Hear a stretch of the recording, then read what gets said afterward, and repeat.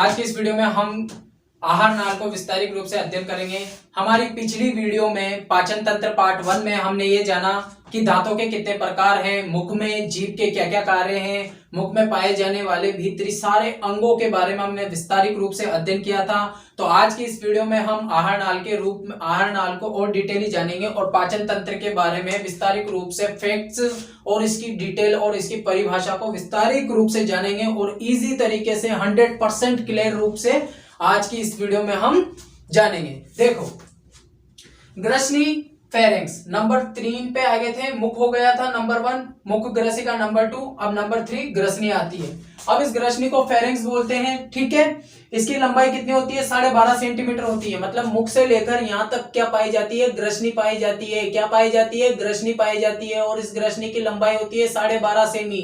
12.5 semi मतलब कि एक स्केल जो होता है ना अपने बुक्स में, अपने डिब्बी के अंदर जो स्केल होता है ना इतना बड़ा, वो 12.5 सेंटीमीटर का होता है। तो मतलब 12.5 सेमी की, मतलब एक स्केल के बराबर मान सकते हो। 12.5 सेमी की क्या होती है? ग्रसनी होती है। यह ग्रसनी हमारे मुंह से स्टार्ट होकर कहां खुलती है? ग्रास नली में खुलती है। ये ग्रास नली इससे जुड़ी होती है और ये ग्रास नली जिसे ग्रसिका बोलते हैं, ये कहां खुलती है? अमाशय में खुलती है। ग्रास नली, ग्रसिका या ओइसोफेगस कहां खुलती है? अमाशय में। देखो दोबारा बताऊं, जो ग्रसनी होती है इसकी लंबाई 12.5 सेंटीमीटर होती है। ग्रसनी ग्रास नली में खुलती है और ग्रास नली अमाशय में जाकर खुलती है, ठीक है। ग्रसनी में एक घाटी द्वार होता है, इस तरह एक घाटी आती है। इस घाटी द्वार से मतलब एक नली जुड़ी हुई होती है, ये नली जुड़ी होती है, ठीक है। इस नली को बोलते हैं श्वास नली। मतलब कि यहां से ग्रसनी 2 भागों में विभक्त हो जाती है। यहां से ग्रसनी 2 भागों में विभक्त हो जाती है। एक भाग तो इसका इधर की ओर चला जाता है जो श्वास नली का निर्माण करता है, और एक भाग ग्रास नली का निर्माण करता है, ठीक है। वो ग्रास नली होती है, वो किससे जुड़ी होती है? अमाशय से जुड़ी होती है। अब देखो, जब यह 2 भागों में विभक्त हो जाती है, कौन? ग्रसनी विभक्त हो जाती है। कितने भागों में विभक्त हो जाती है? 2 भागों में। तो इस ग्रसनी के इस श्वास नली के ठीक यहां पर एक ढक्कन लगा होता है, एक ढक्कन लगा होता है, जिसे क्या बोलते हैं? जिसे बोलते हैं घाटी ढक्कन या एपिग्लोटिस। क्या बोलते हैं? यहां पर एक ढक्कन लगा होता है श्वास नली के ठीक ऊपर, जिसे घाटी ढक्कन या एपिग्लोटिस बोलते हैं। ये क्या करता है? ये घाटी ढक्कन क्या करता है? जब मनुष्य भोजन ग्रहण करता है, तो भोजन जब ग्रसनी में प्रवेश करता है तो यह भोजन को श्वास नली में जाने से रोकता है। ये क्या करता है? भोजन को श्वास नली में जाने से रोकता है और भोजन को किधर पहुंचाता है? ग्रास नली में पहुंचाता है, ठीक है। और जब हम सांस लेते हैं तो यह एपिग्लोटिस ढक्कन खुल जाता है और सांस हमारी इस श्वास नली में प्रवेश करती है। मतलब ये ढक्कन सांस को तो अंदर जाने देता है लेकिन खाने को अंदर जाने नहीं देता, इसलिए इसे ट्रैफिक पुलिस की संज्ञा भी दी गई है। मतलब कि एपिग्लोटिस को या घाटी ढक्कन को हम ट्रैफिक पुलिस भी कहते हैं। पतासा होता है, पानी पतासे में जो गोलगप्पे होते हैं, गोलगप्पे में क्या भरी रहती है? हवा। और जैसे ही हम उसको खाते हैं साथ में सांस भी लेते हैं, तो सांस भी और भोजन भी दोनों के दोनों किस में चले जाते हैं? श्वास नली में चले जाते हैं। और श्वास नली के कारण ही हमें जोर जोर से खांसी चलती है, एकदम से जिसे ठसक लगना कहते हैं। तो हमारे नासा छिद्रों में तो साथ में नासा छिद्र में तो चले जाते हैं, साथ ही साथ हमारे इस वाले पार्ट में भी चले जाते हैं, मतलब फेफड़ों में भी चले जाते हैं। समझ गए? जैसे मान लो धूल मिट्टी वाले क्षेत्रों में चले जाते हैं, तो धूल मिट्टी में क्या होता है? जैसे अपन सांस लेते हैं तो धूल मिट्टी के कण हमारे इसमें होकर हमारी श्वास नली पर अटैच होते हैं, जिससे हमें खांसी चलती है, ठीक है। तो एपिग्लोटिस का ये कार्य होता है। इसके बाद जो ग्रसनी काय में खुलती है? ग्रास नली में। अब ये ग्रास नली की लंबाई होती है 25 सेंटीमीटर। ग्रास नली की लंबाई कितनी होती है? 25 सेंटीमीटर। और इसको ओइसोफेगस बोलते हैं इंग्लिश में ग्रास नली को इंग्लिश में ओइसोफेगस बोलते हैं और ग्रास नली को ग्रसिका भी कहते हैं। इसकी लंबाई 25 सेंटीमीटर होती है। मतलब 12.5 सेमी का दुगना कर दो, 12.5 सेमी का दुगना कर दो तो क्या बन जाएगा? 25 सेंटीमीटर। तो मतलब ये इससे दुगनी होती है। ग्रास नली ग्रसनी से दुगनी होती है, जो किसमें खुलती है? अमाशय में खुलती है। ग्रास नली में पाचन का कार्य नहीं होता। ग्रास नली और ग्रसनी में पाचन का कार्य नहीं होता। ग्रसनी और ग्रास नली में पाचन का कार्य नहीं होता। इसमें केवल श्लेष्मा ग्रंथियां पाई जाती है, जो केवल और केवल श्लेष्मा का स्त्रावन करती है। ये घाटी होती है, इस घाटी पर एक ढक्कन लगा होता है जिसे घाटी ढक्कन कहते हैं, और इसी घाटी से किसका निर्माण होता है, कंठ का निर्माण होता है जिसको लैरिंक्स बोलते हैं। इसी कंठ से हम बोल पाते हैं, और यह कंठ काय में खुलता है, श्वास नली में खुलता है, और श्वास नली फेफड़ों में खुलती है। तो एपिग्लोटिस का ये कार्य होता है, जो कि ग्रसनी का एक पार्ट होता है। ये क्या करता है, भोजन को भीतर जाने से रोकता है। ठीक है, अब हम आमाशय को पढ़ते हैं।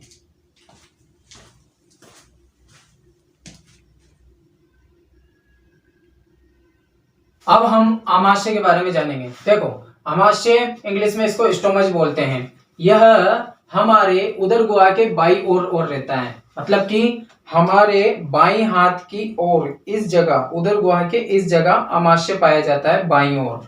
ठीक है, इसकी आकृति कैसी होती है, जे के समान होती है, अंग्रेजी अक्षर के जे के समान होती है। किसकी आकृति, आमाशय की। यह एक थैली नुमा पेशीय भाग होता है, मतलब एक थैली के समान पेशीय भाग होता है, पार्ट होता है, और यह पाचन तंत्र का सबसे चौड़ा भाग होता है। कौन, आमाशय। ठीक है, कार्य, ये 3 प्रकार का कार्य करता है, पाचन, अवशोषण और भंडारण। ये 3 प्रकार का कार्य करता है। भोजन को पचाने के अलावा ये क्या करता है, भोजन का अवशोषण करता है। अवशोषण कैसे करता है, जैसे हम गोली दवाइयां खाते हैं, तो ये गोली दवाइयां हमारे आमाशय में ही ऑब्जर्व कर ली जाती है, अवशोषित कर ली जाती है, और गोली दवाइयां और ग्लूकोज जैसे जूस वगैरह ईटीसी, इन सभी चीजों का अवशोषण कहां हो जाता है, आमाशय में हो जाता है। वरना अन्यथा जो मुख्य रूप से अवशोषण होता है वो छोटी आंत में होता है, छोटी आंत में अवशोषण होता है, लेकिन यहाँ पर औषधि दवाइयों का अवशोषण हो जाता है, किसमें, आमाशय में। ठीक है, भंडारण, ये भोजन का भंडारण करता है। लगभग 4 से 5 घंटे भोजन इस आमाशय में रुकता है। 4 से 5 घंटे भोजन कहां पर रुकता है, आमाशय में रुकता है, और भोजन का मंथन होता है। ठीक है, भाग, देखो आमाशय के 3 भाग होते हैं। सबसे ऊपरी भाग कहलाता है कार्डियक भाग, जिसे हिंदी में जठरागम भाग बोलते हैं। बीच वाला भाग फंडिक भाग होता है, यह आमाशय का 80% भाग का निर्माण करता है, जिसे फंडिक भाग कहते हैं। ओके, इसके बाद आता है जठर निर्गमी भाग, जहां से जठर जाता हो, जहां से जठर निकलता हो, जिसे जठर निर्गमी भाग कहते हैं। और जठर आगम, जहां से भोजन आ रहा है, जठर आगम भाग, इंग्लिश में कार्डियक पार्ट, और ये फंडिक पार्ट, और ये पाइलोरिक भाग कहलाता है, जो एंड होता है, पाइलोरिक भाग। जो ग्रास नली होती है वो कार्डियक भाग से जुड़ी होती है, और कार्डियक भाग से भोजन कहां पर आता है, आमाशय में आता है। आमाशय से यह पाइलोरिक भाग में प्रवेश करता है, और पाइलोरिक भाग किससे जुड़ा होता है, ग्रहणी से जुड़ा होता है। मतलब भोजन कहां चला गया, ग्रहणी में, ड्यूडेनम में चला गया। ओके, तो ये आमाशय के 3 भाग होते हैं, जठरागम, फंडस और जठर निर्गमी। यहां पर कार्डियक कपाट होते हैं, जो क्या करते हैं, कार्डियक कपाट क्या करते हैं, कार्डियक कपाट भोजन को आमाशय में आ जाने के बाद पुनः भोजन को ग्रास नली में जाने से रोकते हैं, ताकि भोजन ग्रास नली में वापस ना जाए, इसलिए कार्डियक कपाट बंद हो जाते हैं। और पाइलोरिक, यहां पर भी पाइलोरिक भाग में भी पाइलोरिक कपाट होता है। ये क्या करता है कि आमाशय से भोजन को ग्रहणी में तो जाने देता है, ग्रहणी में तो जाने देता है, लेकिन वापस रिटर्न भोजन को इधर नहीं आने देता। मतलब ग्रहणी से पाइलोरिक कपाट भोजन को इधर नहीं आने देते हैं। मतलब कि एक बार भोजन इधर आ जाता है ना, तो पाइलोरिक कपाट बंद हो जाते हैं, और भोजन इधर जाने के बाद पाइलोरिक कपाट बंद हो जाते हैं। जब भोजन का मंथन होता है, जब भोजन का आमाशय में पाचन होता है, उस दौरान ये दोनों कपाट बंद रहते हैं, ताकि भोजन ना तो ग्रास नली में जाए और ना ही ग्रहणी में जा सके। ठीक है, आमाशय में जठर ग्रंथियां होती है, जो जठर रस का स्त्रावन करती है। ये जठर रस क्या करता है, भोजन को पचाने में सहयोग देता है, भोजन को पचाने का कार्य करता है। ठीक है, ये जठर ग्रंथियों में 3 प्रकार की कोशिकाएं होती है, ये 3 प्रकार की कोशिकाएं होती है। ठीक है, एक कोशिका होती है श्लेष्मा कोशिका, पेप्टिक कोशिकाएं और ऑक्सेंटिक कोशिकाएं। 3 प्रकार की कोशिकाएं होती है, श्लेष्मा कोशिका, पेप्टिक कोशिका, ऑक्सेंटिक कोशिकाएं। जो श्लेष्मा कोशिका होती है वो श्लेष्मा का स्त्रावन करती है। जो पेप्टिक कोशिकाएं होती है वो पेप्सिनोजन और प्रोरेनिन एंजाइम को स्त्रावन करती है। पेप से पेप्टिक कोशिका, पेप से पेप्सिनोजन। ठीक है, इससे याद रख लेना, पेप्टिक कोशिका पेप्सिनोजन प्रोरेनिन का स्त्रावन करती है। ये निष्क्रिय एंजाइम होते हैं, इन्हें सक्रिय करने के लिए एसिल अम्ल मिलता है, ये हम अभी थोड़ी लेट पढ़ेंगे। ठीक है, तो ये किस पेप्टिक कोशिका है, किसका नाम, किस एंजाइमों को स्त्रावन करती है, पेप्सिनोजन और प्रोरेनिन एंजाइमों का स्त्रावन करती है, जो निष्क्रिय होते हैं। ठीक है, और जो ऑक्सेंटिक कोशिकाएं होती है वो HCl अम्ल का स्त्रावण करती है। देखो ये 3 प्रकार की कोशिकाएं हैं जो किस पार्ट में है, फंडिक वाले भाग में। किस वाले पार्ट में, फंडिक वाले भाग में, जो मध्यवर्ती भाग होता है जहां भोजन का भंडारण होता है मुख्य रूप से। इसमें श्लेष्मा का स्त्रावण हो गया, HCl अम्ल हाइड्रोक्लोरिक अम्ल होता है, प्योर एसिड होता है जो कि भोजन को टुकड़ों में तोड़ देता है, बिल्कुल बारीक पीस देता है। कौन, HCl अम्ल। ठीक है, इसके बाद आती है पेप्सिनोजन और प्रोरेनिन एंजाइम का स्त्रावण, जो कौन करती है, पेप्टिक कोशिकाएं करती हैं। ठीक है, इन 3 प्रकार की कोशिकाएं होती हैं। एक कोशिका श्लेष्मा निकाल दिया एक कोशिका ने, एक कोशिका HCl अम्ल निकाल देती है और एक कोशिका पेप्सिनोजन और प्रोरेनिन नामक 2 एंजाइमों का स्त्रावण करती है जो निष्क्रिय होते हैं। ये बाद में जब HCl अम्ल इसके साथ मिलता है तो यह सक्रिय हो जाते हैं। पेप्सिनोजन तो बदल जाता है पेप्सिन में और प्रोरेनिन बदल जाता है रेनिन में। कब बदलता है, जब ये HCl अम्ल के साथ मिलते हैं। ठीक है, जो ग्रास नली होती है वो अमाशय में भोजन लाकर पटक देती है। ग्रास नली ने भोजन कहां पटका, अमाशय में, और अमाशय भोजन को कहां पहुंचा देता है, ग्रहणी के अंदर। तो ठीक है, यह अमाशय का कार्य और अमाशय के पार्ट है। आप इसका एक स्क्रीनशॉट ले लीजिए। अब हम आंत्र को स्टडी करेंगे, आंत्र को। ठीक है, इंटेस्टाइन को। जो आंत्र होती है वह 2 भागों में बटी होती है। देखो आंत्र होती है इंटेस्टाइन, वो 2 भागों में बटी होती है, एक छोटी आंत और एक बड़ी आंत। आंत्र होती है ये वाला पार्ट, आहार नाल का ये वाला पार्ट क्या होती है, आंतें। ठीक है, आंत्र इंटेस्टाइन ये 2 भागों में बटी होती है, एक होती है छोटी आंत्र, एक होती है बड़ी आंत्र। एक होती है छोटी आंत्र और एक होती है बड़ी आंत्र। देखो छोटी आंत की लंबाई होती है 3 मीटर और बड़ी आंत की लंबाई होती है 1.5 मीटर। ये बड़ी आंत होती है जो अनुप्रस्थ काट में चौड़ी होती है। ये चौड़ाई में बड़ी होने के कारण इसको बड़ी आंत बोलते हैं, ना कि लंबाई में छोटी आंत बड़ी होती है क्योंकि इसकी लंबाई 3 मीटर होती है, ये लंबाई में बड़ी होती है और ये लंबाई में छोटी होती है। बस ये खाली चौड़ी होने के कारण इसको बड़ी आंत बोला जाता है। जैसे आप समझ सकते हो, ये पेन छोटी आंत है और ये मार्कर बड़ी आंत है। इसमें अनुप्रस्थ काट किसका ज्यादा है, इसका, मतलब चौड़ाई किसकी ज्यादा है, बड़ी आंत की। ठीक है, तो बड़ी आंत लंबाई में 1.5 मीटर होती है और छोटी आंत इसकी दुगनी होती है, यानी कि 3 मीटर। बड़ी आंत की दुगनी होती है छोटी आंत, इसकी लंबाई होती है 3 मीटर। ठीक है, अब देखो छोटी आंत के कार्य। देखो सर्वाधिक पाचन व सर्वाधिक अवशोषण, भोजन का सर्वाधिक पाचन व सर्वाधिक अवशोषण कहां होता है, छोटी आंत में, स्मॉल इंटेस्टाइन में। कहां पर होता है, स्मॉल इंटेस्टाइन में सर्वाधिक पाचन व अवशोषण होता है। इस छोटी आंत को हमने 3 पार्टों में बांट दिया। पहला ग्रहणी, ग्रहणी जो यू आकृति की होती है। कैसी होती है, यू आकृति की होती है। देखो ये वाला पार्ट क्या है, ग्रहणी वाला पार्ट। अब ये ग्रहणी यू करके होती है, किस तरह, यू के समान, यू आकृति में होती है। ठीक है, कुछ इस प्रकार होती है, ये इस प्रकार होती है।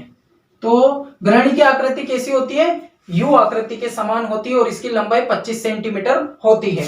ग्रहणी के बाद ये ग्रहणी किसमें खुलती है, मध्यांत्र में।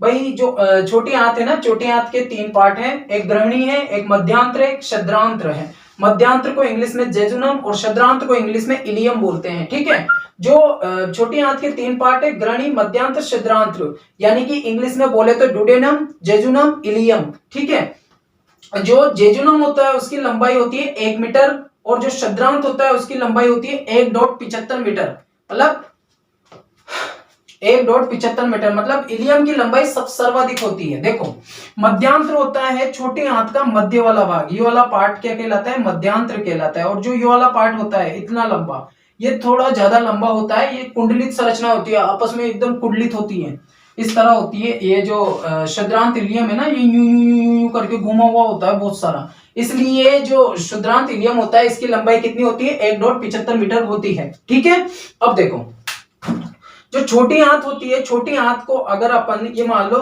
छोटी आंत है, ठीक है, इस छोटी आंत को अपन ने बीच में से काट लिया, ये काट दिया। अब काटने के बाद जब हम इसको यूं करके देखेंगे, यूं करके, तो हमें इस तरह की स्ट्रक्चर दिखाई देगी। समझ रहे हो ना, मतलब छोटी आंत को अगर अपन यूं करके काट के देखें तो इस तरह देखने पर हमें इस तरह की स्ट्रक्चर दिखाई देगी। इसको बोलते हैं छोटी आंत का अनुप्रस्थ काट। ठीक है, अब जब हम छोटी आंत को इस तरह काट कर देखते हैं तो हमें 3-4 चीजें दिखाई देती है। देखो वो क्या क्या है। छोटी आंत में इस तरह की स्ट्रक्चर पाई जाती है, छोटी आंत में इस तरह की स्ट्रक्चर पाई जाती है, ठीक है। इन्हें बोलते हैं विलाई। इन्हें क्या बोलते हैं? विलाई। इन्हें क्या बोलते हैं? विलाई। हिंदी में बोलो तो रसांकुर। ये क्या करती है? भोजन को अवशोषित करती है, ये भोजन को ऑब्जर्व करती है। रसांकुर ये क्या करती है? भोजन के रस को ग्रहण करती है। क्या करती है? विलाई। यही इन्हीं से ही भोजन का अवशोषण होता है, ठीक है। और जो ये उंगलीनुमा संरचनाएं होती है, इस तरह उंगलीनुमा संरचनाएं होती हैं, इनको क्या कहते हैं? विलाई कहते हैं। और जो इनके बीच में रिक्त स्थान होता है, जो इनके बीच में रिक्त स्थान होता है, इन रिक्त स्थानों को बोलते हैं लिवर कोन की दरारें। क्या बोलते हैं? लिवर कोन की दरारें, crypt of liver cone, English में क्रिप्ट ऑफ लिवर कोन, ठीक है। ये जो दरारें होती है इनके बीच में, इनको क्या बोलते हैं? लिवर कोन की दरारें या क्रिप्ट ऑफ लिवर कोन, ठीक है। और जो ये रेड रंग की दिखाई दे रही है, ये होती है ब्रूनर्स ग्रंथियां, ठीक है। ये ब्रूनर्स ग्रंथियां पाचक रस का स्त्रावण करती है, जिसी से ही छोटी आंत में भोजन का पाचन होता है। और सर्वाधिक पाचन और सर्वाधिक अवशोषण कहां होता है? छोटी आंत में होता है, स्मॉल इंटेस्टाइन में होता है, ठीक है। अब बात करते हैं बड़ी आंत की। बड़ी आंत को बात करें हैं, बड़ी आंत की बात करें तो बड़ी आंत की लंबाई होती है 1.5 मीटर। और इसका मुख्य रूप से जो कार्य होता है वो होता है जल का अवशोषण। जब भोजन अमाशय से छोटी आंत में आता है तो यहाँ पर भोजन का सर्वाधिक पाचन व सर्वाधिक अवशोषण हो जाता है, सारा रस यहीं ग्रहण कर लिया जाता है। केवल जल को भी ग्रहण करते हैं लेकिन इतना नहीं करते हैं। जब भोजन बड़ी आंत में प्रवेश करता है तो बड़ी आंत में जो अपशिष्ट पदार्थ जाता है, जो भोजन का अपशिष्ट जाता है, उस अपशिष्ट में से भी जो जल की मात्रा होती है उसे भी ऑब्जर्व कर लिया जाता है। किसके द्वारा? बड़ी आंत के द्वारा। तो इसका मुख्य कार्य क्या है? जल का अवशोषण। अब इसके 3 पार्ट है। ये जो बड़ी आंत है इसके भी 3 पार्ट है, सीकम, वृदांत्र जिसे कोलन कहते हैं, और मलाशय। सबसे बड़ा पार्ट होता है कोलन। ये उल्टे यू आकृति का होता है। कैसा होता है? उल्टे यू आकृति का होता है। देखो एक एक पार्ट को हम धीरे धीरे पढ़ेंगे। सीकम की बात करते हैं तो ये होता है ये वाला पार्ट। ये वाला पार्ट क्या होता है? सीकम। ये वाला पार्ट क्या होता है? सीकम। जो बड़ी आंत का ये वाला पार्ट होता है, ये वाला पार्ट, इसको बोलते हैं सीकम। और जो उल्टे यू आकृति का होता है, यहां से लेकर यहां तक, ये उल्टे यू आकृति, यूं करके आकृति बन रही है, देखो ये इस तरह की जो आकृति बन रही है, इसे क्या कहते हैं? वृदांत्र या कोलन। क्या कहते हैं? वृदांत्र या कोलन। और अंत में जो ये वाला ये बनता है ना, अंत में जहां वृदांत्र या कोलन जहां खुलता है उसे क्या बोलते हैं? मलाशय बोलते हैं।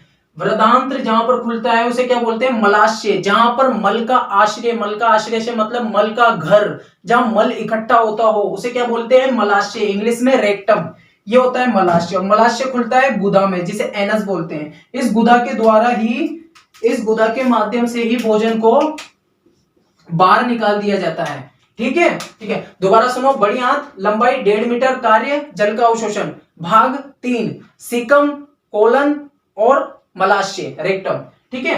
मलाशय में कलश कोशिकाएं होती हैं, इस तरह की कलश कोशिकाएं होती हैं मलाशय के भीतर की ओर, ठीक है। और वृदांत्र उल्टे यू आकृति का होता है, इस तरह, ये देखो उल्टा यू बन रहा है। यहां से लेकर यहां तक का पार्ट क्या कहलाता है? देखो इस वाले पार्ट को तो अपने सीकम बोल दिया, और यहां से यहां तक का पार्ट क्या कहलाएगा? वृदांत्र या कोलन कहलाएगा। और ये वाला पार्ट क्या कहलाएगा? मलाशय कहलाएगा, ठीक है। और जो सीकम होता है, ये सीकम है, ठीक है। ये वाला पार्ट, ये देखो ये वाला पार्ट, ये वाला पार्ट जो सीकम होता है, इसमें ये वाली एक उंगली नुमा संरचनाएं निकलती है। इस तरह का एक क्रमी रूपी, मतलब कि केंचुए के समान एक संरचना निकली हुई होती है, जिसे क्रमी रूपी बोला जाता है। ये क्रमी रूपी परिशेषिका होती है, ये क्रमी रूपी परिशेषिका लगी होती है, जिसे इंग्लिश में वर्मीफॉर्म अपेंडिक्स बोलते हैं। इसका कार्य पहले भोजन का पाचन करना होता था, लेकिन अब ये हमारे ज्यादा काम नहीं आती, क्योंकि पहले हम पत्तियां, घास, जो ऐसे पदार्थ जिसको छोटी आंत नहीं पचा पाती थी, उसको कौन पचाता था? क्रमी रूपी परिशेषिका पचाती थी। लेकिन अब छोटी आंत सब पचा लेती, और हम ज्यादा टाइट माल खाते नहीं है, इस वजह से ये काम नहीं आती। और ये एक अवशेषी अंग है, इसका ज्यादा उपयोग नहीं होता, अपेंडिक्स का, ठीक है। एक और बार दोबारा समझा देता हूं। आंत्र को हमने 2 भागों में बांट दिया, छोटी आंत्र, बड़ी आंत। छोटी आंत को स्मॉल इंटेस्टाइन बोलते हैं, बड़ी आंत को लार्ज इंटेस्टाइन बोलते हैं। इसकी लंबाई 3 मीटर होती है, इसकी लंबाई 1.5 मीटर होती है। इसका कार्य सर्वाधिक पाचन व सर्वाधिक अवशोषण करना होता है। इसके 3 पार्ट हैं, ग्रहणी ड्यूडेनम, दूसरा मध्यांत्र जेजुनम, तीसरा इलियम, ठीक है। और इन तीनों पार्टों के द्वारा अवशोषण किया जाता है। ठीक है, इनमें तीन, जब हम छोटे आंत का अनुप्रस्थ काटते हैं तो इसमें 3 प्रकार की स्ट्रक्चर दिखाई देती है, विलाई और ब्रूनर्स ग्रंथियां जहां पर पाचक रस का स्त्रावण किया जाता है और लीवर कोन की दरारें पाई जाती हैं। और जो बड़ी आंत है उसके 3 पार्ट है, सीकम, वृदांत और मलाशय। वृदांत्र या कोलन होता है, इस कोलन को भी 3 भागों में बांट रखा है। देखो, पहले आरोही क्रम, आरोही कोलन, फिर उसके बाद अनुप्रस्थ कोलन, फिर अवरोही कोलन और फिर सिग्माइड कोलन। ये 4 पार्टों में बटा होता है। पहला तो आरोही कोलन, फिर अवरोही कोलन, आरोही कोलन, अनुप्रस्थ कोलन, फिर अवरोही कोलन और फिर सिग्माइड कोलन। ठीक है, आरोही कोलन, अनुप्रस्थ कोलन, अवरोही कोलन। ठीक है, अब आप इसका एक स्क्रीनशॉट ले लीजिए।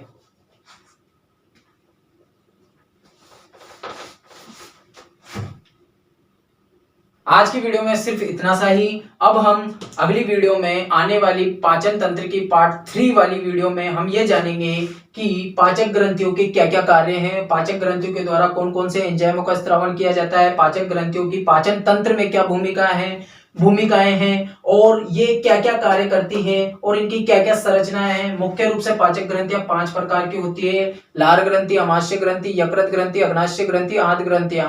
तो ये 5 ग्रंथियों की क्या क्या स्ट्रक्चर है, क्या क्या संरचनाएं हैं और क्या क्या एंजाइमों का स्त्रावण करती है और इनकी पाचन तंत्र में क्या भूमिका है और इनके बारे में हम डिटेली विस्तारित रूप से जानेंगे। इनके द्वारा कुछ ग्रंथियों के द्वारा हार्मोनों का भी स्त्रावण किया जाता है। तो हम इन पाचक ग्रंथियों के बारे में डिटेली अगली वीडियो में जानेंगे। आज के लिए सिर्फ इतना सा ही। यह मेरी पाचन तंत्र की दूसरी वीडियो है। पाचन तंत्र की पहली वीडियो देखने के लिए आप मेरे डिस्क्रिप्शन में जाइए, वहां पर मैंने लिंक दे रखा है। आप उस लिंक पर क्लिक करते ही पार्ट 1 वाली वीडियो में चले जाएंगे और पार्ट 3 वाली वीडियो में जल्दी ही अपलोड कर दूंगा। मतलब पाचक ग्रंथियों वाली वीडियो में बहुत जल्दी अपलोड कर दूंगा। तो थैंक यू सो मच मेरी वीडियो को पूरा देखने के लिए। जय हिंद, जय भारत।